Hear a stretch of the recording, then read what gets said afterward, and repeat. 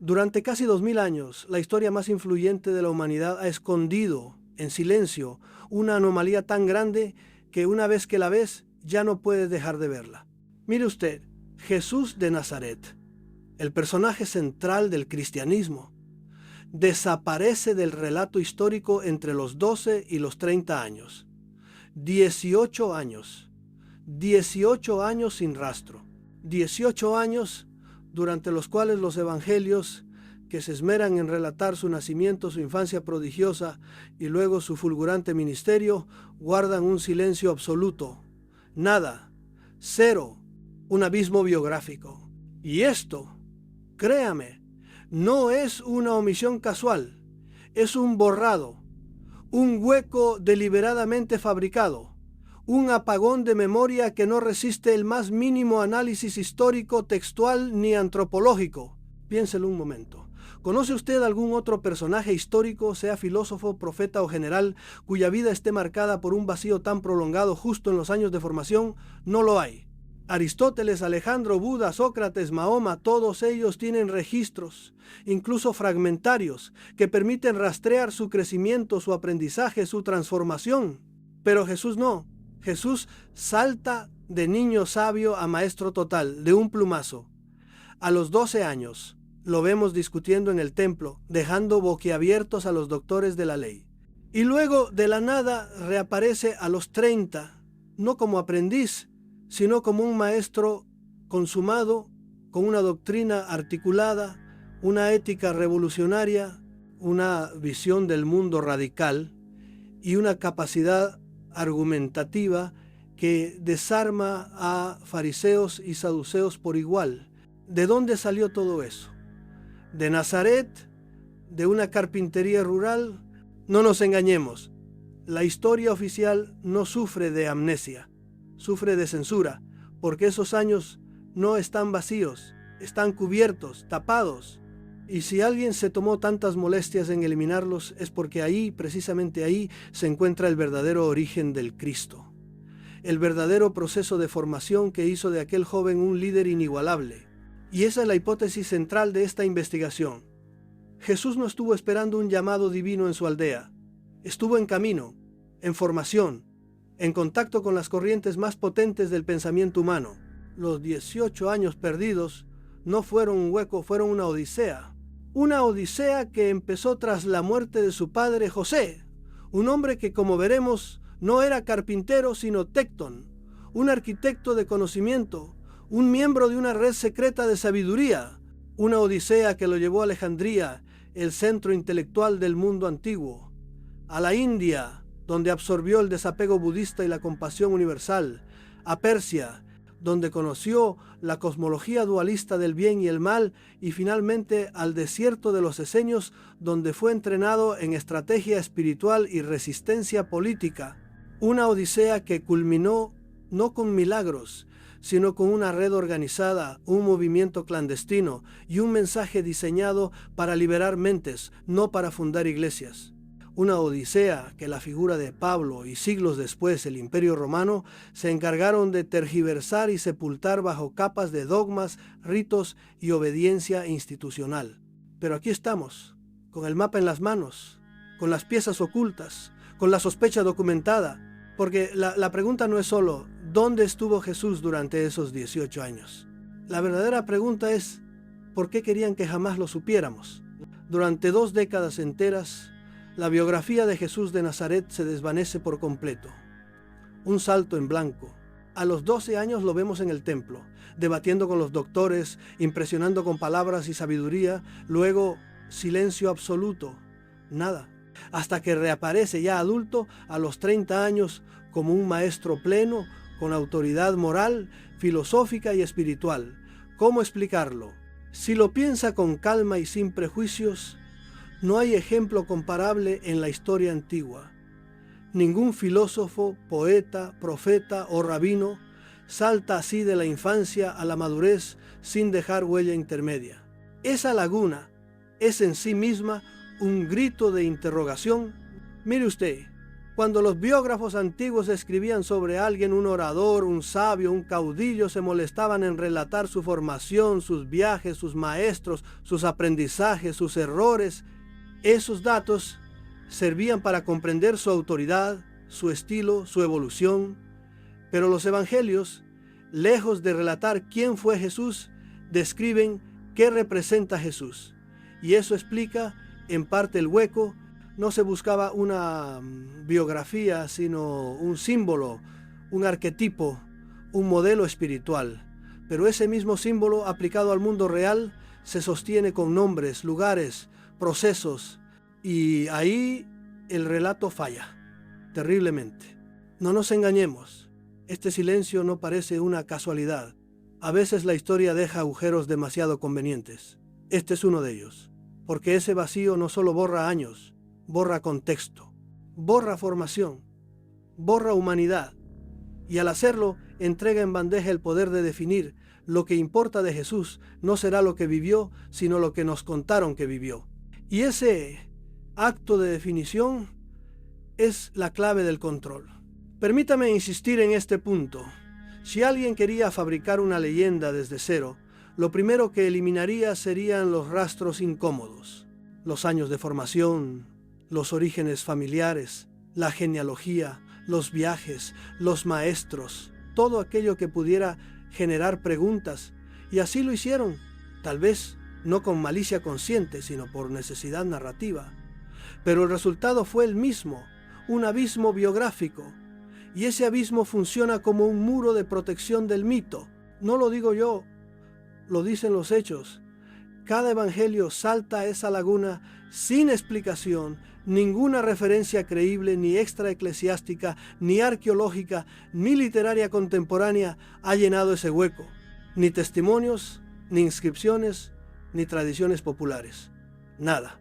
Es como si esos 18 años hubieran sido borrados del tiempo, y no hay hipótesis mínimamente sólida que explique por qué un hombre que supuestamente vivió en una aldea insignificante habría adquirido, sin formación, un conocimiento filosófico, moral y estratégico digno de leer en la biblioteca de Alejandría.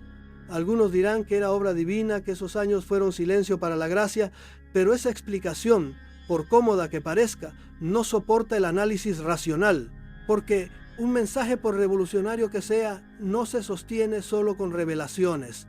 Necesita coherencia, método, aprendizaje. Si Jesús emergió con una doctrina tan compleja, tan universal, tan desafiante, hay que preguntarse de dónde la obtuvo, cómo la elaboró, con qué contexto, con qué estudios, con qué contactos. Y entonces volvemos a la pregunta inevitable: ¿qué hubo en esos 18 años? ¿Dónde estuvo Jesús? ¿Quién lo formó? ¿Por qué no quedó registro? Ese silencio es la primera manifestación de un poder que busca controlar la narrativa.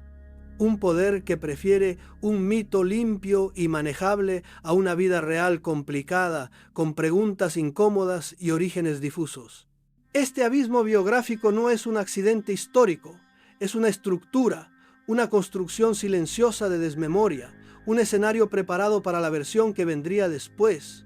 Y por eso, créame, es tan importante. Porque antes de creer, conviene dudar. Antes de aceptar un relato, conviene examinar sus huecos.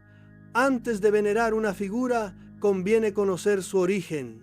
Así que, amigos míos, cuando escuchen hablar de un Jesús simple carpintero o humilde muchacho de Nazaret, que de pronto se convierte en maestro divino, recuerden este abismo, recuerden que no hay rastros. Recuerden que lo que parece inocente muchas veces es una omisión deliberada. Y recuerden que las verdades más fuertes no se basan en milagros, sino en hechos. Con este panorama claro estamos en posición de avanzar al siguiente nivel, descubrir quién fue el hombre que realmente empezó a buscar las piezas de ese rompecabezas. Y ese hombre, señores, tiene un nombre: Baruch Spinoza.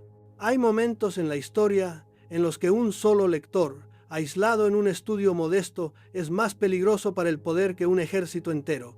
Y en el siglo XVII ese lector se llamaba Baruch Spinoza, un hombre al que la mayoría menciona sin haberlo leído, y que muy pocos comprenden en toda su gravedad. Porque mire usted, Spinoza no fue solo un filósofo, Fue un desmontador profesional de ficciones, un lector que sabía ver lo que otros pasaban por alto, un intérprete que con la misma calma con la que afila un cristal desmonta una mentira histórica pieza por pieza. Y fue él quien, sin proponérselo, se topó con el hilo suelto de los 18 años perdidos de Jesús. Spinoza no llegó a este misterio buscando escándalos religiosos. Nada más lejos. Estaba tratando de comprender cómo se había construido la tradición bíblica, cómo se había estructurado y cómo había sido manipulada. Pero en ese rastreo minucioso, en hebreo, griego, latín y arameo, porque para él las lenguas no eran obstáculos sino herramientas, encontró fisuras, pequeñas anomalías, rastros que no cuadraban con la historia oficial. No nos engañemos, cuando alguien domina los textos antiguos en sus idiomas originales, ya no necesita opiniones. Le basta con leer lo que otros no pueden. Y eso fue lo que hizo Spinoza. En los márgenes de manuscritos que casi nadie consultaba, en las anotaciones laterales de copistas tardíos, en los comentarios tempranos de los padres de la Iglesia, aquellos que escribieron antes de que la ortodoxia congelara el relato, Spinoza detectó algo inquietante. No eran frases directas ni confesiones, no. Eran insinuaciones, sombras, pequeñas pistas que habían querido suavizarse o esconderse en traducciones posteriores. Había menciones a un maestro que viajó. Había referencias veladas a enseñanzas aprendidas lejos de Judea. Había notas que misteriosamente desaparecían en manuscritos posteriores. Comentarios que hablaban de formaciones internacionales y que luego fueron reemplazados por expresiones anodinas. Y sobre todo había un patrón. Cada vez que un autor primitivo insinuaba que Jesús había aprendido fuera de Palestina, la frase terminaba o recortada o reinterpretada o convertida en metáfora. Esto, créame, no es casual. La censura rara vez destruye por completo, prefiere disimular. Prefiere pulir el borde incómodo hasta que parezca parte del mármol. Spinoza, con su olfato de relojero, entendió la lógica oculta. Si tantos autores tenían que corregirse para eliminar insinuaciones de viajes, es porque los viajes existieron. Si las notas que hablaban de maestros extranjeros eran borradas sistemáticamente, es porque esos maestros fueron reales. Y si el silencio se repite tanto, es porque alguien necesitaba que no hubiera más sonido que el de la versión oficial. Mire usted qué ironía. Mientras lo excomulgaban por pensar demasiado, la iglesia le tenía más miedo que a 100 ejércitos. Porque un ejército destruye cuerpos, un lector como Spinoza destruye certezas. Y fue precisamente en ese contexto, rodeado de manuscritos prohibidos, que Spinoza armó una conclusión que, si se hubiera publicado explícitamente, habría incendiado Europa. Para él, los 18 años que faltan no son un vacío, son un borrado deliberado, un rincón de la historia al que se le ha puesto una losa encima, porque ahí no se esconde un detalle menor, sino el núcleo de una verdad peligrosa. Jesús no se formó en Galilea, Jesús fue formado en el mundo. Lo que Spinoza descubrió no fue un diario secreto ni una biografía perdida, fue algo más sólido, el rastro negativo de la censura, las huellas del borrado, como un detective que sin ver el objeto robado deduce su forma por el hueco que dejó. Y ese hueco tenía una forma inconfundible, la forma de un viaje, de un aprendizaje, de una educación imposible de adquirir en una aldea de agricultores. Porque, y esto lo dicen los hechos, no yo nadie, absolutamente nadie, desarrolla una mente tan afilada, una ética tan universal y una visión tan radical, sin maestros, sin viajes, sin exposición a culturas diversas. Spinoza fue el primero en decirlo sin decirlo. El primero que se atrevió a mirar el silencio y tratarlo como evidencia. Y cuando uno empieza a leer los textos antiguos con esa premisa, todo cambia. Las pequeñas anomalías ya no parecen casuales, sino indicios. Los huecos ya no parecen inocentes, sino puertas cerradas. Y las puertas cerradas, ya lo sabe quien ha estudiado estas cosas, siempre conducen a habitaciones que alguien no quiere que veamos. Es aquí donde comienza el verdadero rompecabezas. Porque si hubo un borrado, debió haber una causa. Y si hubo una causa, debió haber una figura central en ese borrado. Esa figura no es Jesús. Esa figura es José. Y ahí empezamos la siguiente pieza. El padre que no era carpintero, sino tecto. Mire usted, la historia que nos contaron comienza con una traducción. Y no una cualquiera, sino una de esas que moldean la percepción colectiva durante siglos. Se nos enseñó que José, el padre terrenal de Jesús, era un simple carpintero, un hombre de oficio humilde, piadoso, silencioso, alguien que aparece brevemente en la narración y desaparece sin dejar rastro. Pero esto, créame, no es casual, porque en esa desaparición se esconde uno de los pilares que sostienen el verdadero relato de los años perdidos de Jesús. Permítame insistir en un punto lingüístico que cambia radicalmente el enfoque. En los textos originales en griego, José no es llamado carpintero. La palabra que se usa es tectón. Y aunque muchos traductores la han reducido a un mero artesano de madera, los estudios filológicos más serios nos dicen otra cosa. Un tectón era un constructor, sí, pero no solo de muebles o casas. Era un maestro de estructuras, un arquitecto, un ingeniero, incluso un pensador técnico.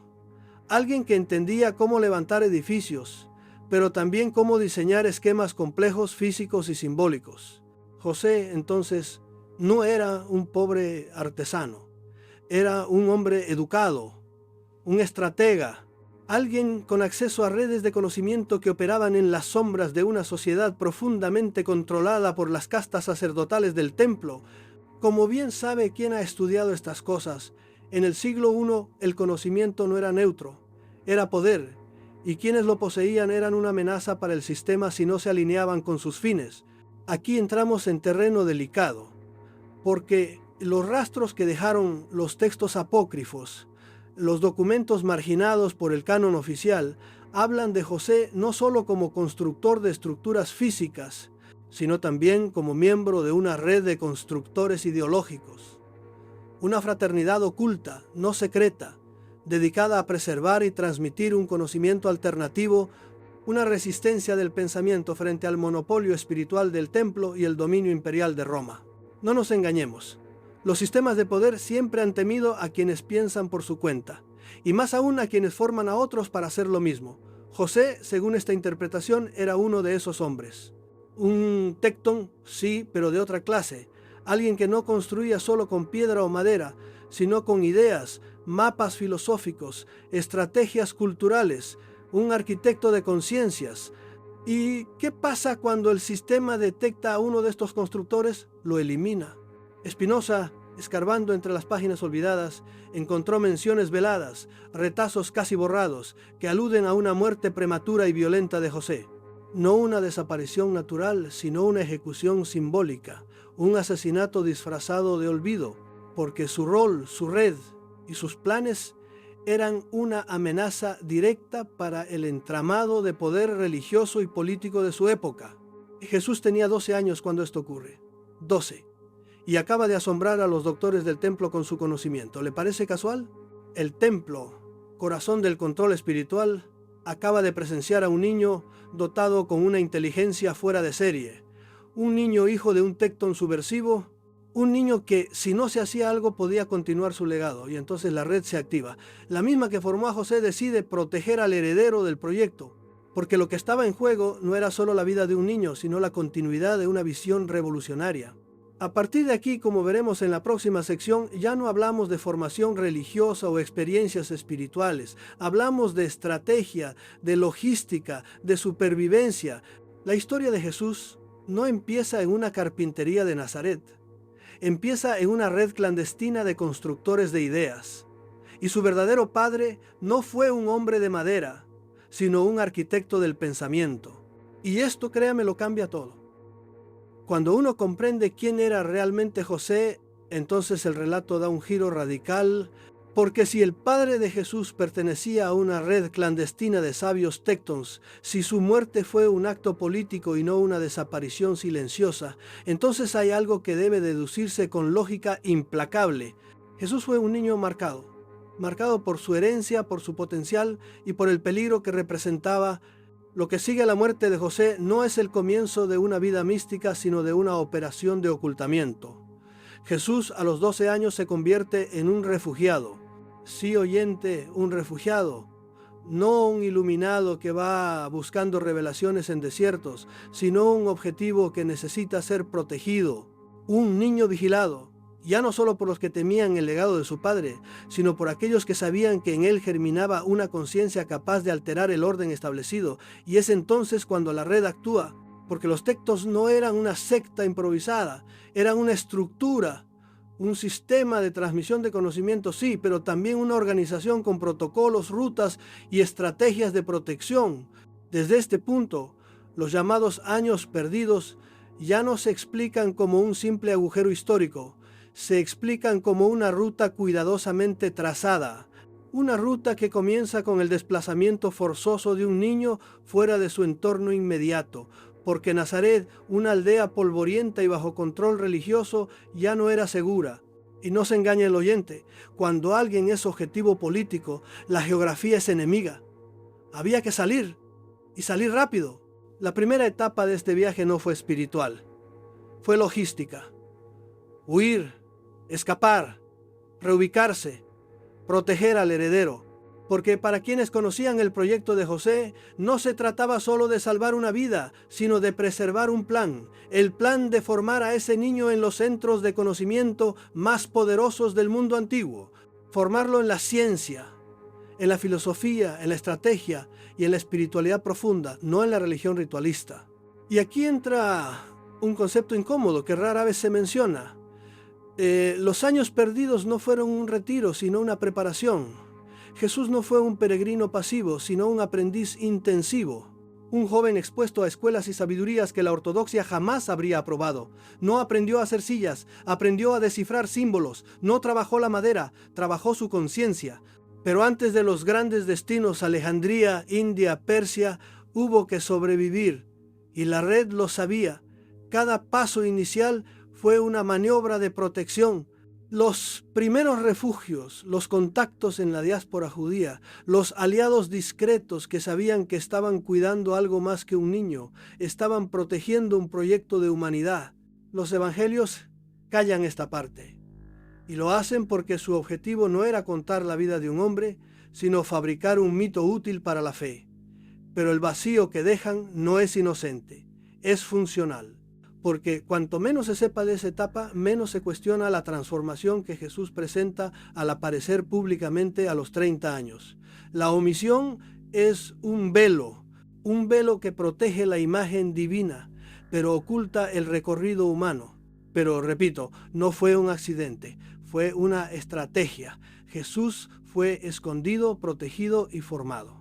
Como lo haría cualquier red que sabe que el conocimiento en ciertas manos puede cambiar la historia. Y justamente eso es lo que estaba en juego. Porque los hechos son tosudos. Y cuando uno empieza a conectar los silencios, los vacíos, los traslados y los conocimientos posteriores, entiende que no hay salto místico ni intervención celestial que explique ese cambio. Lo que hay es un plan. Y ese plan comenzó con un niño que tuvo que desaparecer para poder reaparecer como el hombre que cambiaría la historia del mundo. Cuando uno sigue la pista del joven Jesús a través del mapa oculto de sus años perdidos, llega inevitablemente a un lugar que jamás se menciona en catequesis, pero que todo sabio del mundo antiguo reconocería de inmediato: Alejandría. No fue Jerusalén ni Roma el primer gran destino intelectual de este niño refugiado. Fue esa ciudad desbordante de ciencia, filosofía y espiritualidad sin dogmas.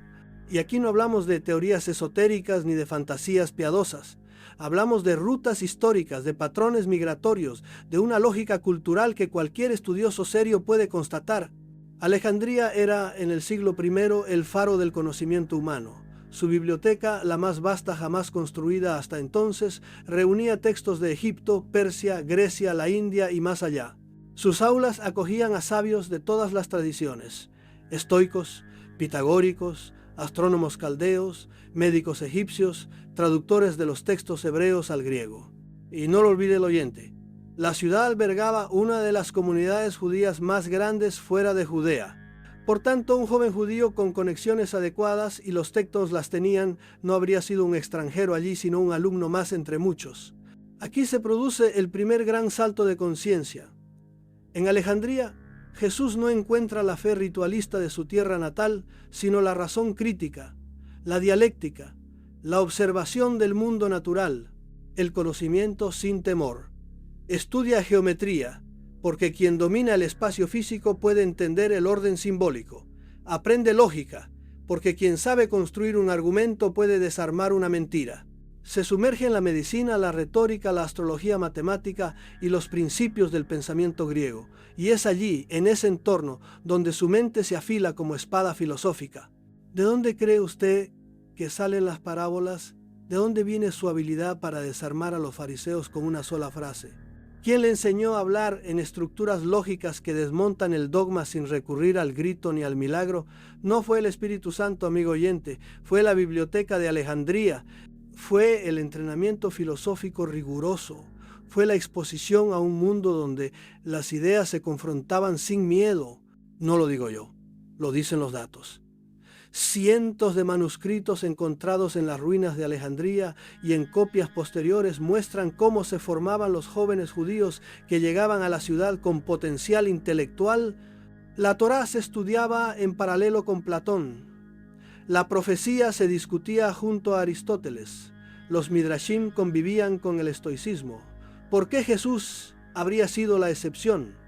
Y sin embargo, la tradición oficial prefiere que usted lo imagine cerrando tablas en un taller oscuro. ¿Por qué? Porque aceptar que Jesús se formó como un filósofo destruiría el dogma del conocimiento revelado. Si Jesús aprendió, entonces no bajó todo el cielo. Si pensó, entonces dudó. Y si dudó, entonces fue humano.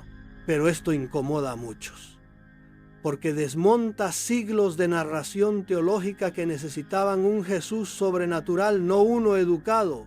Sin embargo, lo que muestran los hechos es otra cosa. Una mente joven, expuesta al saber más profundo del mundo antiguo, absorbiendo, contrastando, confrontando. En Alejandría no se rezaba a los dioses, se discutía con ellos. Y ese fue el laboratorio intelectual del futuro maestro. Lo que ocurrió en esos años dejó una huella que aparece cada vez que Jesús responde con agudeza, que enseña con claridad, que se enfrenta al poder sin caer en la violencia. Todo eso, su forma de pensar, de hablar, de actuar, no nace de la nada, nace de Alejandría. Y esa huella no se borra con incienso ni con dogmas, porque sigue ahí, inconfundible para quien quiera verla. Después de Alejandría, el viaje de Jesús no termina, apenas comienza. Porque el conocimiento de Occidente es poderoso, sí, pero incompleto. La mente se afila con lógica, pero el alma necesita otra cosa. Y esa otra cosa, ese ingrediente que convierte al sabio en maestro, al filósofo en redentor, no se encuentra en los salones de Grecia ni en los pasillos de Roma. Está más al este, está en India. No se engañe el oyente. No es un invento moderno ni una fantasía New Age. En archivos antiguos budistas, preservados durante siglos en los valles de Ladakh y el Tíbet, se menciona a un joven maestro venido de Judea, llamado Isa, que vivió entre los monjes, estudió los Vedas y predicó la compasión por todas las criaturas vivas. ¿Coincidencia? Quizá, pero los hechos son tozudos. Y la similitud entre las enseñanzas atribuidas a ese Isa y las palabras de Jesús no puede explicarse con escepticismo superficial. ¿Qué encuentra Jesús en la India?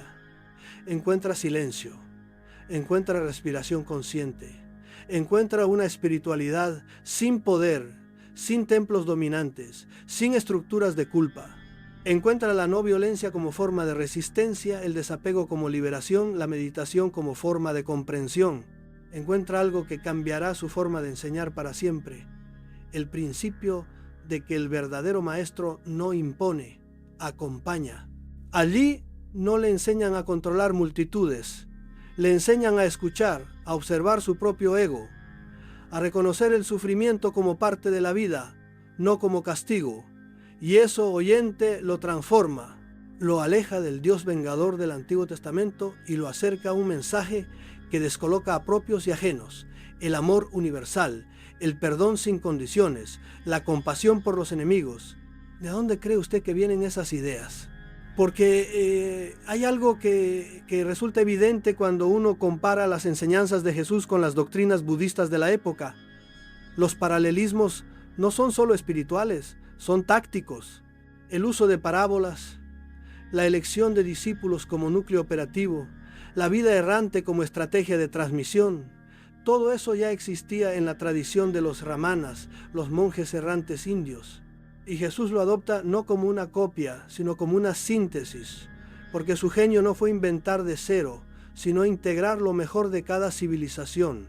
Y aquí aparece una idea que incomoda a muchos, que el núcleo del mensaje de Jesús no es exclusivo, sino inclusivo, que su ética no viene solo de la Torá, sino también del Dhammapada, que su sabiduría no brota de la nada, sino de un cruce cultural profundo, que Jesús fue, sí, el Hijo de Dios, pero también el alumno de los sabios del Este. ¿Por qué la Iglesia silenció esto? Porque aceptar una influencia oriental significa dinamitar siglos de supremacía teológica, significa admitir que el dogma es permeable, que el mensaje de Jesús no es el único camino, sino un puente entre caminos, y eso es peligroso para el poder. Por eso esos años fueron borrados, porque no solo muestran a un Jesús humano, sino a un Jesús formado, educado, influenciado por corrientes que escapan al control de Roma, corrientes que enseñaban que la divinidad no vive en el cielo, sino en el interior de cada ser humano consciente. Y lo que aprendió allí en los templos de la India, entre los monjes silenciosos y los sabios sin títulos, marcaría cada palabra que pronunciaría después, porque antes de multiplicar panes o caminar sobre las aguas, Jesús aprendió a domar su mente. Y ese milagro, el primero y el más oculto, sigue siendo el más revolucionario de todos. Después de Alejandría, el viaje de Jesús no termina, apenas comienza. Porque el conocimiento de Occidente es poderoso, sí, pero incompleto. La mente se afila con lógica, pero el alma necesita otra cosa.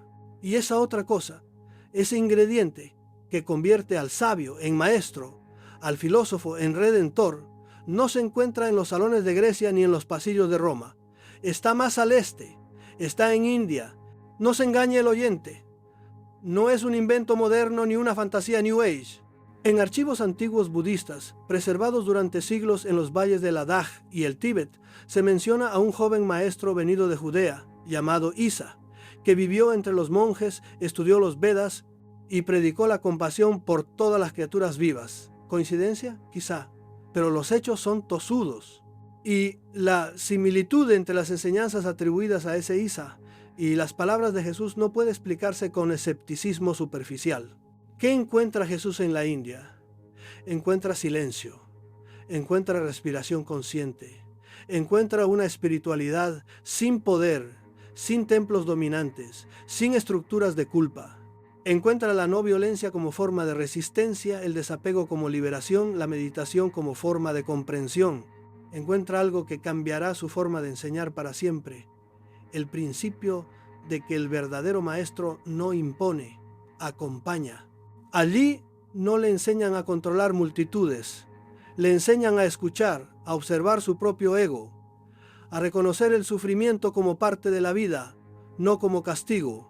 Y eso, oyente, lo transforma, lo aleja del Dios vengador del Antiguo Testamento y lo acerca a un mensaje que descoloca a propios y ajenos, el amor universal, el perdón sin condiciones, la compasión por los enemigos.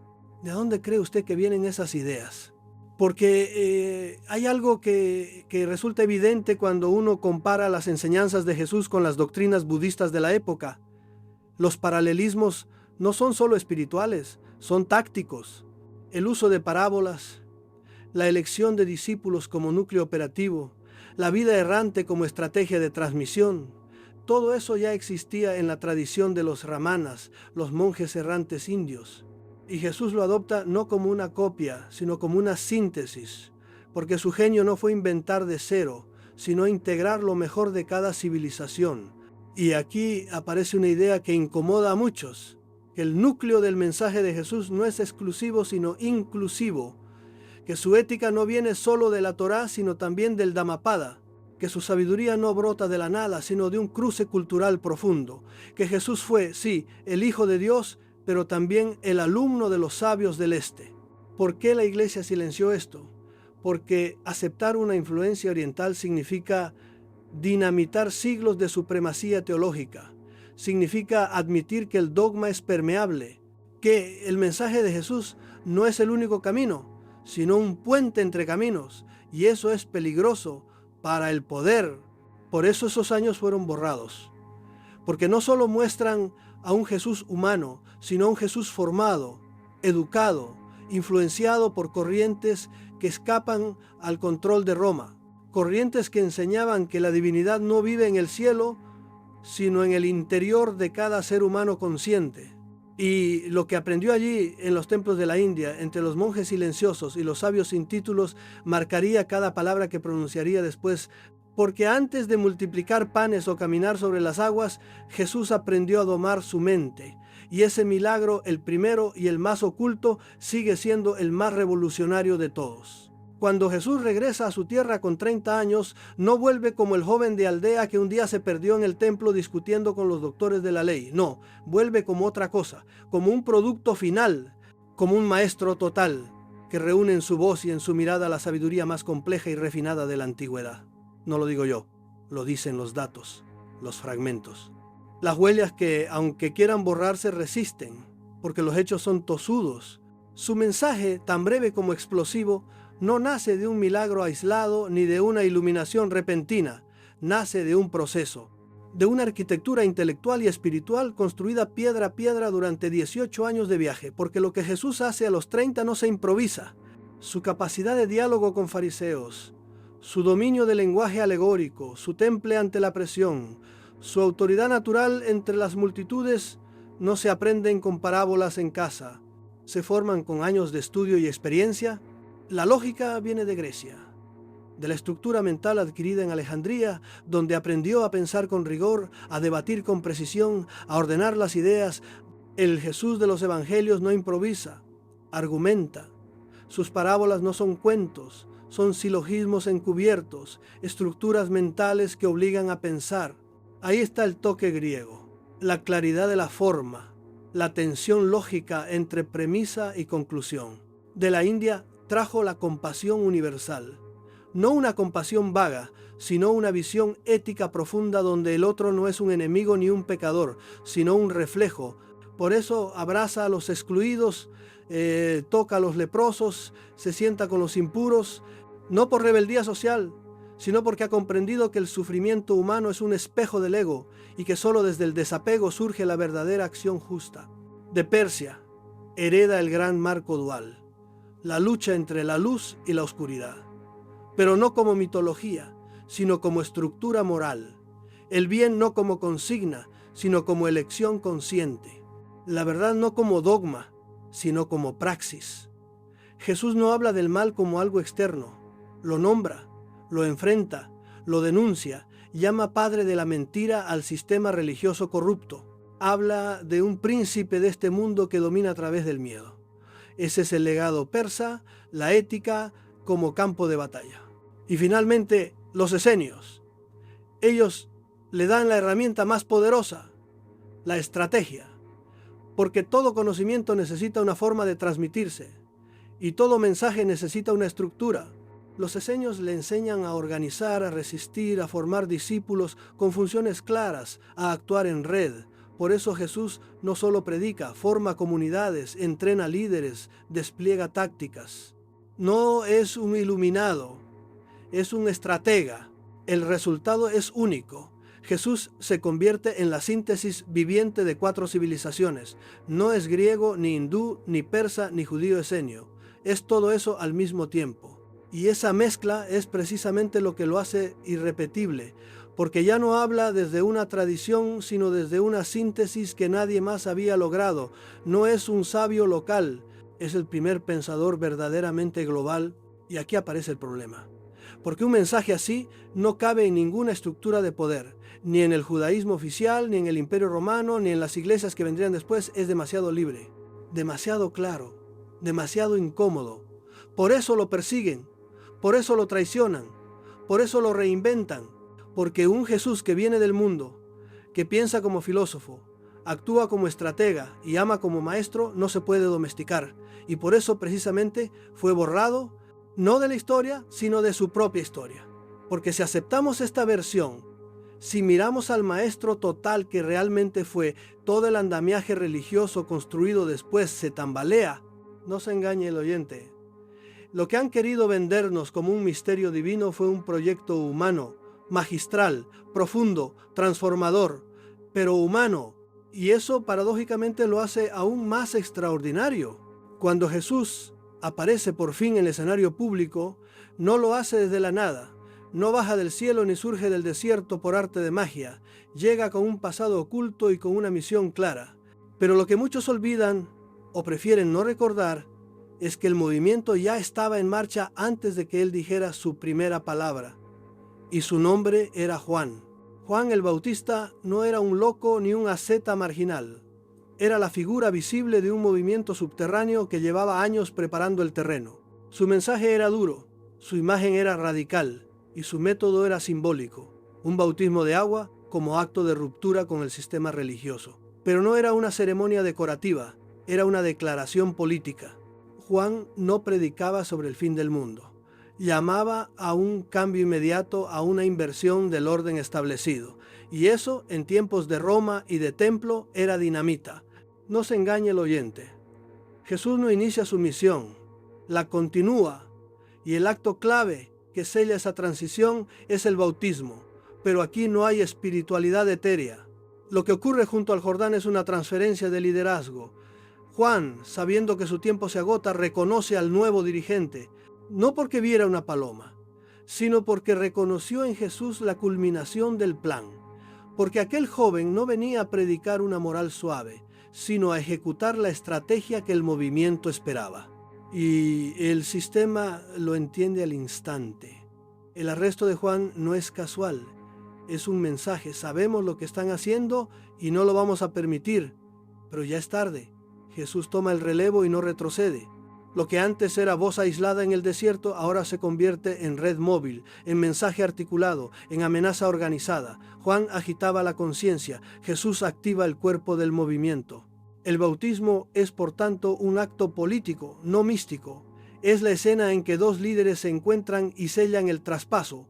Uno se retira, el otro entra en acción, no como un improvisado, sino como el rostro visible de una inteligencia colectiva que llevaba tiempo trabajando en silencio. La red escénica, la formación extranjera, los contactos en comunidades marginadas, todo confluye en ese momento. El movimiento ya tiene nuevo comandante. Y lo más perturbador es que este momento de transición ha sido maquillado como una escena de espiritualidad infantil. Una paloma descendió, dicen, como si eso fuera lo relevante. Lo importante no es la paloma, ni el cielo que se abre.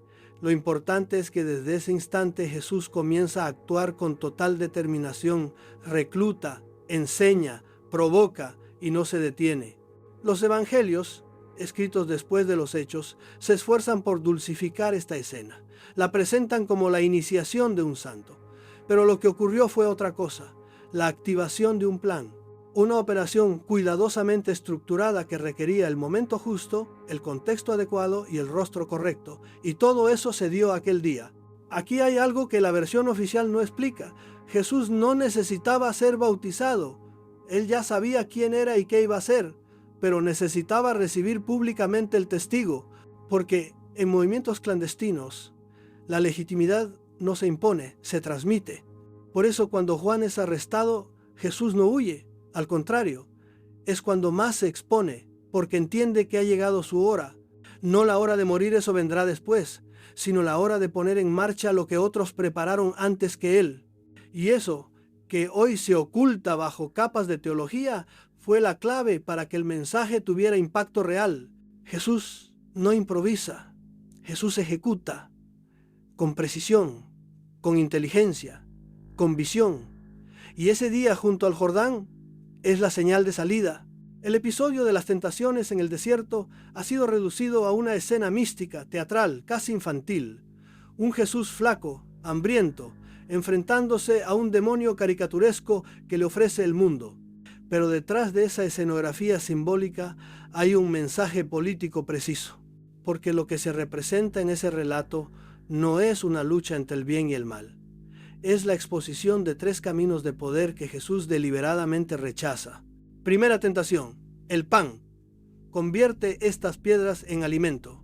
La propuesta es clara, populismo económico. Usa tu poder para dar pan, para seducir al pueblo con bienestar inmediato, para convertir la necesidad en control. Es la estrategia que han usado imperios, dictadores y religiones, prometer seguridad a cambio de obediencia. Pero Jesús no acepta.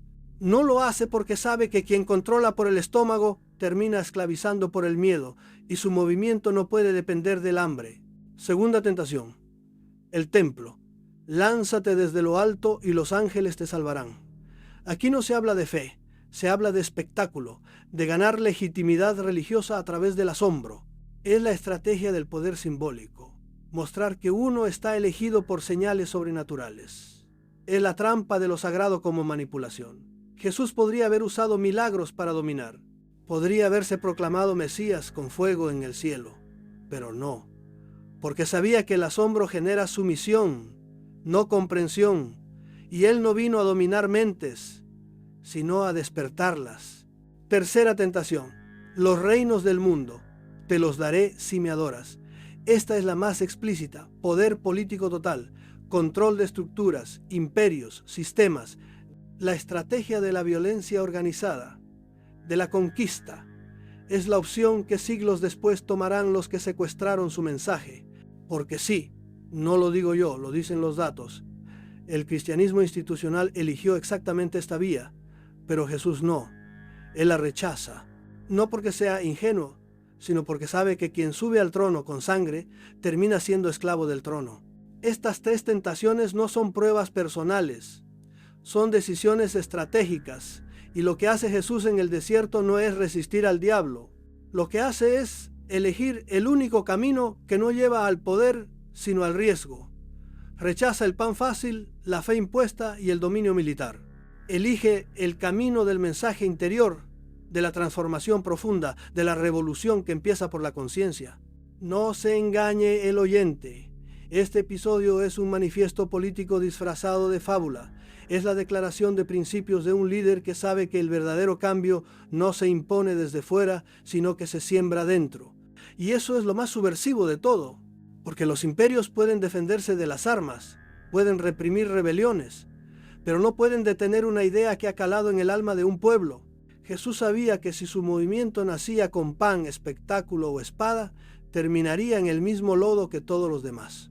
Por eso eligió una vía más lenta, más difícil, pero infinitamente más poderosa, la transformación interior como base de la transformación social. Esta escena en el desierto, por tanto, no es el inicio de una historia mística, es la cristalización de una estrategia revolucionaria. Jesús sale de allí no como un iluminado, sino como un líder que ha decidido no jugar con las cartas del sistema. Y eso, en última instancia, es lo que lo vuelve intolerable para el poder. Nos ha enseñado a ver los milagros como portentos divinos, como gestos de compasión sobrenatural o como pruebas de que Jesús tenía un poder que ningún hombre podía explicar. Pero lo que no se nos ha dicho, y esto incomoda a muchos, es que en el contexto en el que ocurrieron, cada milagro fue también una jugada estratégica, una maniobra quirúrgica para desactivar estructuras de poder, reorganizar comunidades y reconfigurar la conciencia colectiva. No lo digo yo, lo dicen los datos y lo dice el sentido común. Tomemos por ejemplo las curaciones. En una sociedad donde la enfermedad era vista como castigo divino y los enfermos eran marginados, devolver la salud a un leproso no era solo un acto de caridad, era una declaración política, era reincorporar al excluido. Era dinamitar la lógica del templo que dictaba quién era puro y quién no. ¿Y cómo lo hacía Jesús? No con ungüentos, no con ritos mágicos. Lo hacía con contacto, palabra e intención. Lo que hoy podríamos llamar un uso avanzado de la psicología somática y el efecto mente-cuerpo. Y los exorcismos, ¿qué eran esos espíritus impuros que poseían a la gente? Lo que hoy entenderíamos como traumas psíquicos, patologías mentales, crisis de identidad. En un mundo sin psiquiatras ni terapeutas, Jesús ejercía el rol de sanador del alma. Confrontaba al demonio, es decir, al miedo, al odio, al trauma, y lo expulsaba con autoridad. Y no para hacerse famoso, sino para liberar al individuo de las cadenas invisibles que lo ataban. Luego está el caso de las multiplicaciones. Panes, peces, multitudes alimentadas en el desierto. Fue magia, fue truco. Lo importante no es eso. Lo importante es el efecto que tuvo. Una multitud que aprende que puede alimentarse si coopera, que entiende que el reparto justo es posible, que ya no depende de los sacerdotes ni de los recaudadores de impuestos para sobrevivir. Lo que Jesús está sembrando ahí no es comida, es autonomía. Incluso las parábolas, que muchos leen como cuentos morales, son herramientas de programación mental. Están diseñadas para que quien las escuche se vea reflejado, para que la mente, por medio de la historia, reorganice sus propias estructuras internas. No son explicaciones, son detonadores, métodos pedagógicos 1000 veces más eficaces que cualquier dogma. Lo que Jesús hace con estos actos no es exhibir poder, sino crear núcleos de comunidad autosuficiente, células de transformación social que no necesitan al templo, ni a los fariseos, ni a Roma.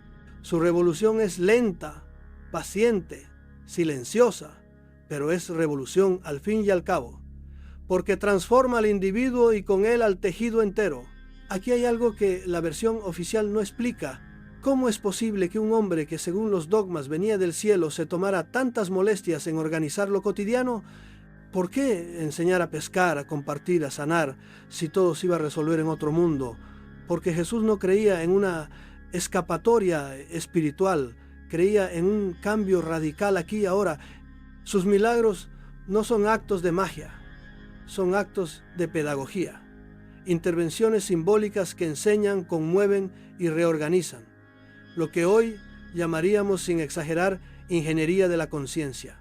Y eso es lo más peligroso de todo, porque los milagros que construyen comunidad, que desprograman el miedo, que liberan al enfermo y dignifican al pobre, no son milagros celestiales, son herramientas terrenales. Y un pueblo que aprende a usar esas herramientas deja de ser manejable. Por eso se le temía, por eso se le perseguía, porque cada milagro era un acto de insurrección mental. Los evangelios lo cuentan con rapidez, como si fuera solo una escena más en la vida de Jesús. Pero lo que ocurrió ese día en el templo no fue un gesto simbólico ni una rabieta moral. Fue un acto de sabotaje económico deliberado. Y eso en cualquier época se paga caro. Porque no se engañe el oyente, Jesús no murió por decir que amáramos al prójimo. Murió porque tocó la estructura de poder más intocable de su tiempo, el sistema financiero del templo. El templo de Jerusalén no era solo un lugar de oración. Era el corazón económico, judicial y político de todo el mundo judío. Era banco, mercado de divisas, bolsa de valores, sistema fiscal y sede del poder religioso. Allí se intercambiaban monedas extranjeras, se cobraban impuestos al peregrino, se vendían animales a precios inflados para los sacrificios. Todo bajo el control de una élite sacerdotal asociada con Roma. Un negocio multimillonario camuflado de santidad. Y Jesús lo sabía. No como un observador ingenuo, sino como alguien que entendía perfectamente cómo operaban las cosas. Aquel día no solo volcó unas mesas, interrumpió las transacciones, saboteó el circuito comercial, desató el caos en el punto más sagrado y rentable del país. Si alguien hiciera hoy lo mismo en Wall Street, las consecuencias serían inmediatas. Pues lo mismo ocurrió entonces. Esto incomoda a muchos, pero es necesario decirlo. El gesto más radical de Jesús no fue espiritual, fue económico. Su ira santa no fue contra los pecadores, ni contra el imperio en general, sino contra un sistema que había convertido lo sagrado en mercancía, que manipulaba la fe para enriquecerse, que esclavizaba al pueblo en nombre de Dios y lo atacó allí donde más duele, el bolsillo. Ese acto fue el principio del fin. Los evangelios lo dicen sin ambigüedad. Tras el asalto al templo, los sumos sacerdotes comenzaron a planear su muerte, no después de una enseñanza polémica, no tras un milagro incomprendido, no por proclamarse hijo de Dios. Fue al tocar el negocio. Hay quienes preferirían que esto no se mencionara. Quieren a un Jesús etéreo, que camina sobre el agua y habla en parábolas sobre el cielo. Pero lo que tenemos aquí es a un hombre que entendió que no hay transformación espiritual sin desobediencia material, que no se puede predicar la justicia mientras se colabora con la corrupción, que no se puede hablar de Dios mientras se lucra con su nombre. Y aquí entra una reflexión que incomoda todavía más.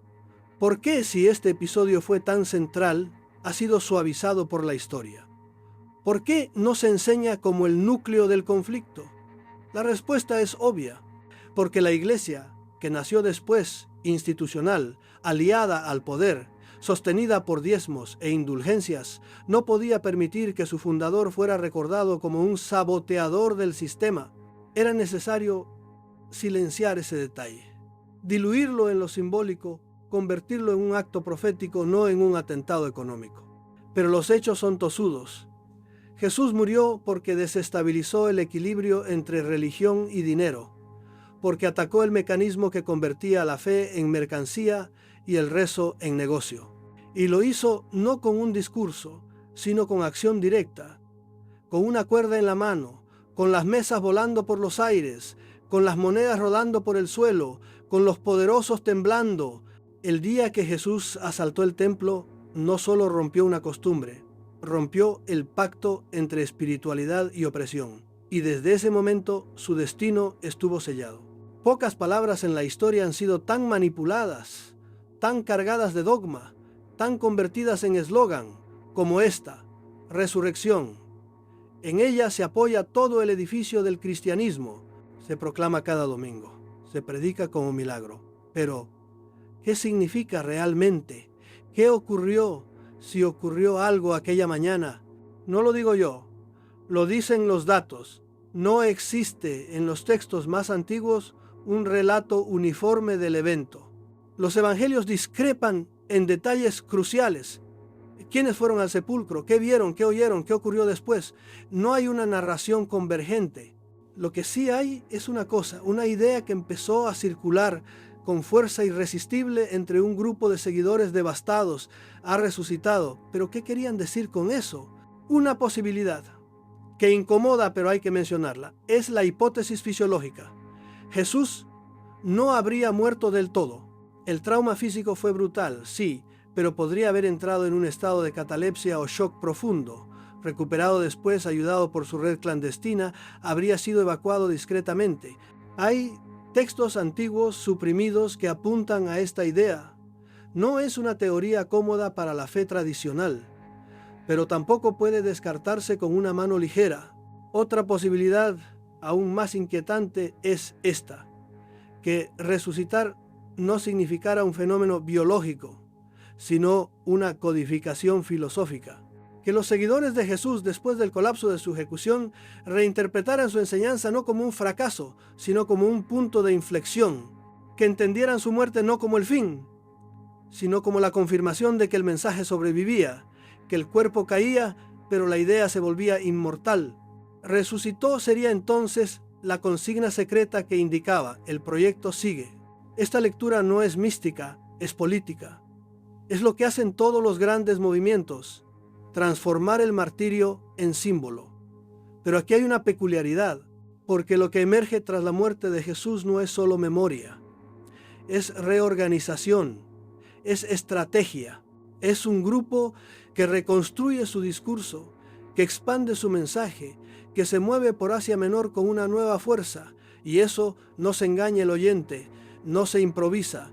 La resurrección entonces puede entenderse como un código, un concepto que condensa una operación doble. Por un lado, la reafirmación de una enseñanza. Por otro, el encubrimiento necesario de ciertos hechos que ya no podían ser narrados con transparencia. Y aquí entra el elemento más polémico de todos, Pablo. Porque no fue Pedro, ni Santiago, ni María Magdalena quien convirtió la resurrección en el centro del nuevo credo. Fue Pablo. Él tomó la experiencia de los discípulos, la reorganizó teológicamente y fundó una nueva religión. Su Cristo ya no era el maestro de parábolas, sino el redentor cósmico. Ya no era el filósofo popular, sino el Mesías trascendente. Y su resurrección ya no era un símbolo de persistencia, sino el milagro absoluto que condiciona la salvación. Así, en pocas décadas, se había producido la metamorfosis. El mensaje subversivo se volvía dogma. El saboteador del templo era ahora representado como un cordero místico. Y su resurrección, en lugar de ser una clave para liberar la conciencia, pasaba a ser una herramienta de control religioso. ¿Cree o estás perdido. Pero los hechos siguen ahí, tosudos. Una tumba vacía, múltiples versiones, una expansión fulminante del mensaje y una duda que no se disuelve con incienso. ¿Qué ocurrió realmente? Quizá nunca lo sabremos, pero lo que sí podemos afirmar con cierta seguridad es esto: el relato tradicional no lo explica todo. La historia oficial encaja demasiado bien con las necesidades del poder.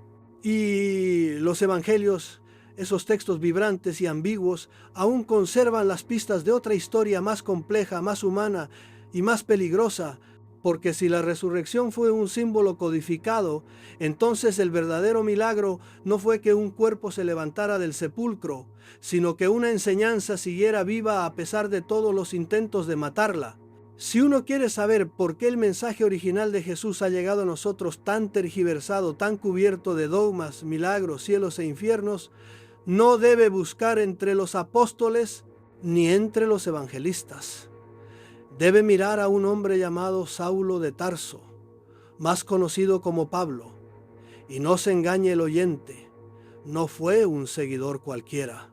Fue el arquitecto, el rediseñador, el fundador en términos prácticos del cristianismo tal como lo conocemos. Los hechos son tosudos. Pablo no conoció a Jesús en vida, no estuvo en sus enseñanzas, no caminó con él, no fue testigo de sus acciones. Su conversión se produce después por medio de una experiencia subjetiva, una visión, un relámpago, una voz en el camino a Damasco. Desde entonces asume la misión de predicar a las comunidades del Mediterráneo oriental, pero el Jesús que predica no es el Jesús que vivió, porque el Jesús de Pablo no habla en parábolas, no desafía a los sacerdotes del templo, no lanza mesas ni se enfrenta a los poderosos. El Cristo de Pablo es otra cosa, es una figura cósmica, una entidad divina que desciende al mundo para morir y redimir. El mensaje filosófico y revolucionario del Jesús histórico se convierte en una teología de sangre y salvación. El carpintero de Galilea se disuelve en el Mesías universal. No lo digo yo, lo dicen los textos. Las cartas de Pablo son los documentos cristianos más antiguos que conservamos, y en ellas ya no se habla del reino de los cielos como transformación social. Se habla de redención, de fe, de gracia. Se establece una estructura que será la base de la iglesia: obediencia doctrinal, jerarquía apostólica, centralidad del sacrificio. Y aquí comienza el secuestro. Porque Pablo, sin quererlo o queriéndolo, eso ya lo juzgará cada uno, convierte una escuela de pensamiento libre en una religión autoritaria. El movimiento que Jesús había sembrado con ideas incómodas, actos simbólicos, gestos de resistencia, se transforma en una estructura litúrgica, moralista y sometida al poder. Los seguidores de Jesús empiezan a dejar de pensar como Él y a creer en Él. Esto incomoda a muchos, pero es necesario decirlo. El Jesús de los evangelios es una figura peligrosa. Desafía el sistema, critica la riqueza, denuncia la hipocresía de los religiosos, defiende a los marginados, enseña a pensar. El Cristo de Pablo, en cambio, es seguro, es dogmático, es útil, puede ser moldeado para servir a emperadores, teólogos, inquisidores, y así ocurrió. La iglesia que se consolida en los siglos posteriores, desde Nicea hasta Roma, no sigue a Jesús, sigue a Pablo. Es su interpretación la que se canoniza, sus textos los que se elevan, sus ideas las que dominan, y el mensaje original queda sepultado. No por completo, claro, algunos fragmentos sobreviven como brasas entre las cenizas, pero el fuego inicial se domesticó. Ahora bien, no todo fue malicia.